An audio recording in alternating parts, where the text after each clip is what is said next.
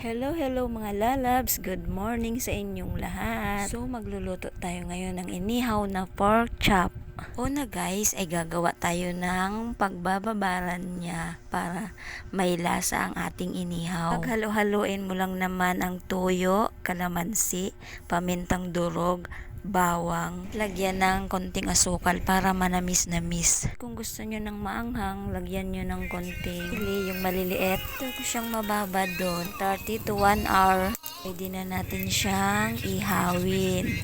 Ayan na siya guys. Medyo nagagalit pa ang ating apoy kasi bago pa lang yan. Dapat alalay lang ang apoy at bantayang mabuti. Tulad ng bantay ko sa pag-ihaw, busy sa phone kaya ayan ang nangyari, oh. Okay lang yan. Ayan naman ang gusto namin, eh. Haha. Pwede na sa inyo yan, guys. Kung half cook lang ang gusto nyo, te, baliktarin nyo kaagad. Inasal niga. Grilled na tawag sina yan. Well daw. Barbecue. Barbecue. Iyan yung inasal, ang manok. Natuhog na kawayan eh. Tuhog. Ano ba itong inasal? Tinaya kaway niya masala, tig-grilled. Wow. 3 minutes pwede na tong hainin, guys. Naghanap ako ng magandang kuha eh. Ano daw? Thank you for watching, mga lalabs. Bye-bye.